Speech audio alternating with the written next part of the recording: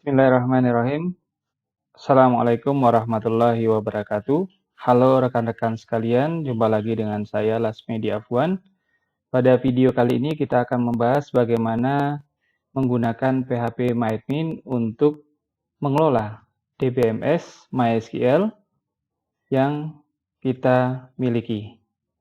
Sebelumnya saya akan menjelaskan apa itu PHP MyAdmin. PHP MyAdmin merupakan aplikasi berbasis web yang dikembangkan dengan menggunakan bahasa pemrograman PHP. PHP MyAdmin bisa digunakan untuk mengelola DBMS MySQL, untuk membuat database, dan membuat tabel yang ada di MySQL. Ketika rekan-rekan sekalian sudah menginstal XAMPP, otomatis PHP MyAdmin akan terinstall di dalam komputernya kita. Lantas bagaimana caranya untuk menjalankan PHP MyAdmin?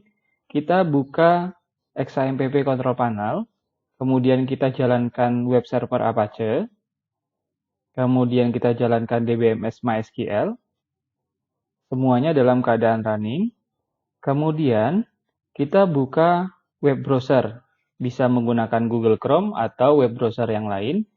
Kemudian pada address di web browser kita ketikkan localhost /php myadmin. Jadi ini alamat yang digunakan untuk mengakses PHP MyAdmin.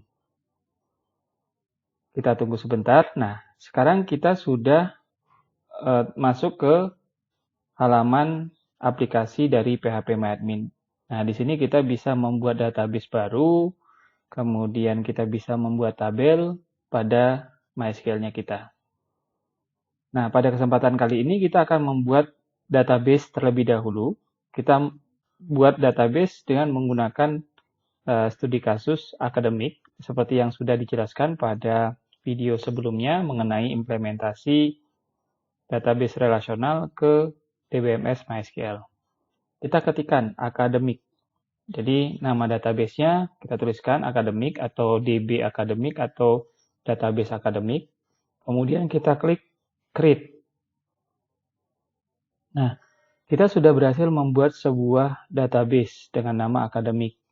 Rekan-rekan sekalian, jika rekan-rekan sekalian perhatikan bahwa PHP MyAdmin ini sudah menjalankan DDL create, yaitu create database akademik. Jadi, dengan menggunakan PHP MyAdmin ini sebenarnya memudahkan kita. Jadi, kita tidak perlu hafal perintah untuk membuat tabelnya atau membuat database-nya, tapi kita cukup tahu atau bisa menggunakan PHP MyAdmin. Kita sudah berhasil membuat sebuah database akademik.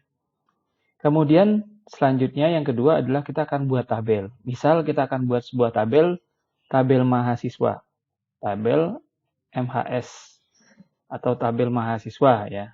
Kemudian number of field-nya kita kasih 3. Kemudian kita klik go. Nah, kita klik go, kemudian kita isikan. Kolom yang pertama adalah name, dengan tipe datanya adalah char.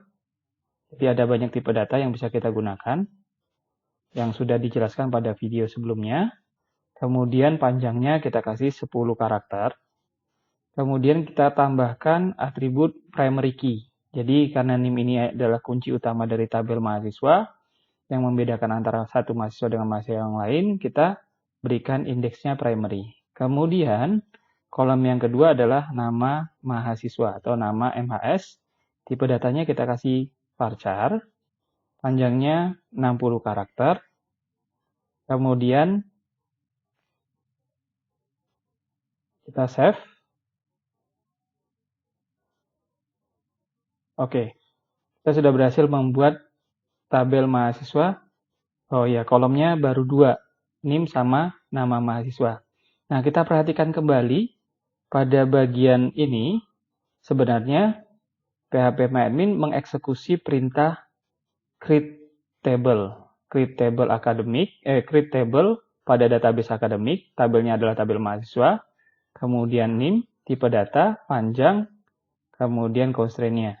Ini juga sama, kemudian primary key pada NIM. Engine-nya adalah tipenya InnoDB. Nah, pada kesempatan ini kita sudah berhasil membuat satu buah tabel, yaitu tabel mahasiswa. Nah, langkah ini bisa diulangi kembali jika ingin membuat tabel yang lain. Atau bahkan kalau misalnya suatu saat kita ingin memodifikasi tabel mahasiswa ini, kita akan tambahkan satu field, misalnya kita tambahkan satu field baru, alamat misalnya. Add 1, kemudian add end of table. Ya, kita klik go. Nah, kemudian kita tambahkan alamat mahasiswa. Kemudian tipe datanya varchar. Panjangnya, karena varchar ini maksimalnya adalah 255 karakter. Kemudian kita klik save. Maka sudah ada 3 kolom. Tapi kalau kita browse, tabel ini belum ada isinya. Nah, ini rekan-rekan sekalian, tahap awal bagaimana caranya kita menggunakan PHP MyAdmin untuk mengakses atau untuk mengelola atau untuk membuat database dan tabel pada MySQL-nya kita tanpa harus kita hafal perintah DDL dan DML.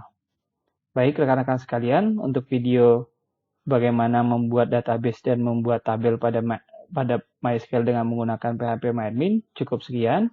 Ikuti terus videonya saya. Jangan lupa untuk like, komen, dan subscribe. Terima kasih. Assalamualaikum warahmatullahi wabarakatuh.